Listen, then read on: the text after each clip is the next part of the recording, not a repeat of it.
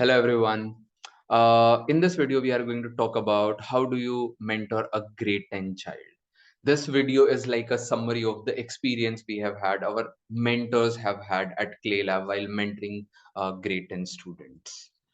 Uh, Let me begin just by reminding that what do we do? So our mentors provide one-to-one mentoring to grade 10 students and they help them develop life skills, employability skills, and career awareness.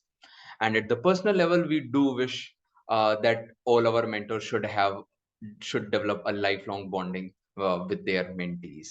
But how do we achieve that? Now, let me share that process with all of you. Before that, a quick question. If you have to choose, like, what role should mentors play in the lives of their mentee?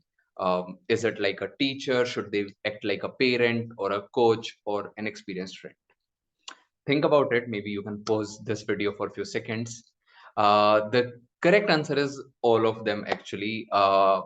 As a mentor, you play all these roles, sometimes like a cheerful friend, sometimes like a motivational coach, sometimes like a caring parent, or sometimes like a disciplined, rule oriented teacher, also. Right? With that, let me start the process which we follow at Claylab. So to become a good mentor, the first most important thing is that you have to create and you have to make the mentee interested in you. These are teenagers, 16, 17 years old, and they may lose interest very soon. So you have to market yourself, find something which is unique to you, which is special to you. And I think all of us have that. Maybe your childhood story, maybe your office experience, your college experience, maybe your aspirations, maybe your struggles, right? Or your thoughts or the things you see, things you watch, or the hobbies or passion you follow. But find something which the child finds super interesting. By this first activity can be done either through a game or through a talk or a chat or a truth and lie game as well. But through this, help the child see something special in you so that they find you attractive as a mentor, as a coach for themselves. Second step is, at the same time, you have to show interest in your mentee. You have to understand them at a very personal level, and for that you have to show active listening. You have to pay attention to the way they speak, the things they talk about, and you have to develop an interest in them so that they should feel like that, oh, this person is super interested in me and I would love to learn from this person. The third point is that you have to create a conducive environment for learning. Now the child has understood you, you have understood the child, but the child should find that environment conducive for learning. And how do you do that? By being humble, by being available for the child. Um, for example, if the mentee reaches out to you that, can we talk tomorrow? uh, the reply, like a reply like, hey, I am not available tomorrow, might not be good enough. Can you share it like that, that, hey, I'm so sorry, I am not available tomorrow, but can we catch up day after tomorrow? I have been waiting to talk to you, it has been a long time, and let's catch up day after tomorrow, definitely. Then the child will feel that, yes, this person is really interested in me, right? And I would like to learn. Try to be responsive with the messages or calls. If not calls, maybe you are busy with your work, then at least message itself. Stay in touch, and so that they should find you approachable. Next step is, now once you have started working, go for the lowest hanging fruit. Initially thinking about 5 years down the line, 10 years down the line might be very vague for the child. So try to set up a goal, something which can be achieved within a day or two or a week. Maybe like writing a letter, setting up 10 goals, um, maybe completing an assignment, maybe writing an essay, or writing a poem, or sharing 10 goals with each other, but something which you can immediately do so that child can also feel that, oh, there is something tangible between us now, right? And once you have said that, the game has started, and now you can set up some long term goals, set up some 2 3 smart goals, 1 month long, 3 month long, year long, and then start working towards them.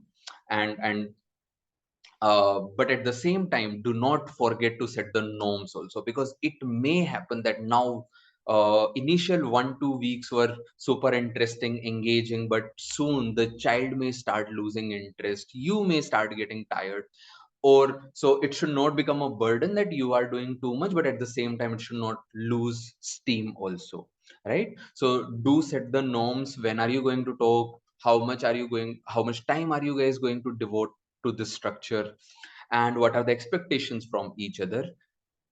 So do set all these things.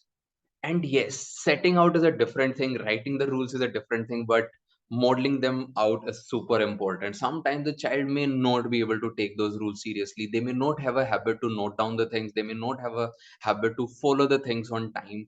If they knew each and everything, why would we mentoring them, right? Like, we are mentoring them because they do need to develop these good practices, good behavior, good um, uh, daily routines also, right? So you have to model out the behavior for them.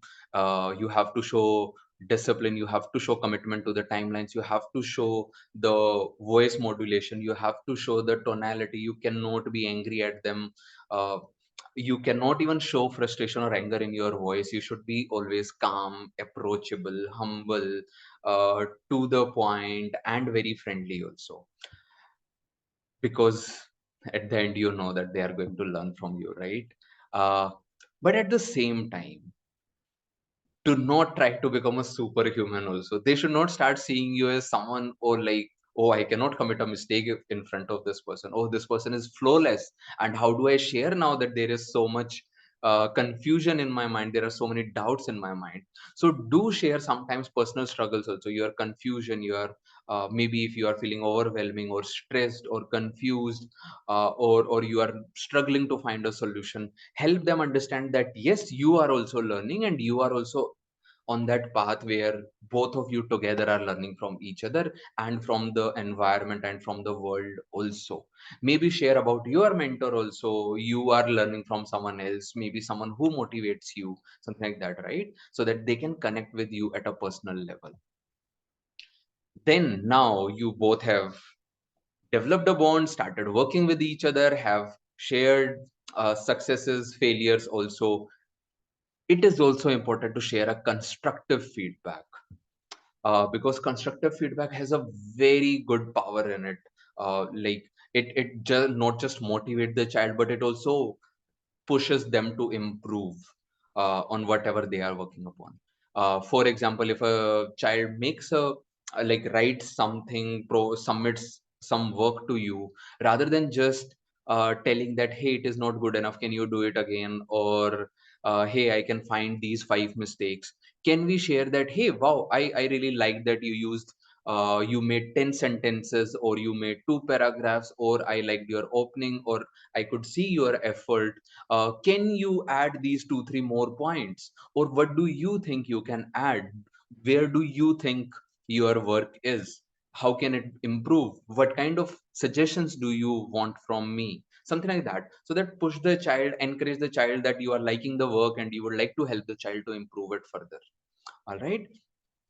And the last point, whatever you do, it's super important to celebrate maybe your monthly anniversaries also, first time you talk to each other, maybe your first goal also, first uh, some step achieved also, or maybe 5 meetings done, 10 meetings done, or maybe if you are pair of the month, or if there is some achievement in office and school and personal life. Do celebrate, because then only you and your mentor can your mentee can enjoy this journey. All right. So overall, these are the 10 points which our mentors follow generally at Claylab, or we suggest others to follow at Claylab. Create interest in your mentee, show interest in them, also create a conducive environment, and then start working towards your goal. Do not forget to set out the norms, model out the behavior, but show your personal struggles also. Keep the feedback constructive, and regularly celebrate. But remember, all our kids are unique, and for some of them, you may have to share personal struggles more because they want some more motivation. For some of them, you have to be just approachable and available, and they will ask you so many questions. For some of them, you have to set two, three smart goals because they are hardworking but maybe unorganized. Or for some of them, celebrations are important because they are looking for validation. So the amount of each of these points may vary from child to child, but overall you should keep these points in mind. Do revise these points again and again whenever you are going to talk to your mentee, and it will help you improve your mentoring. So keeping this point in mind, I would like to close now. Thank you so much.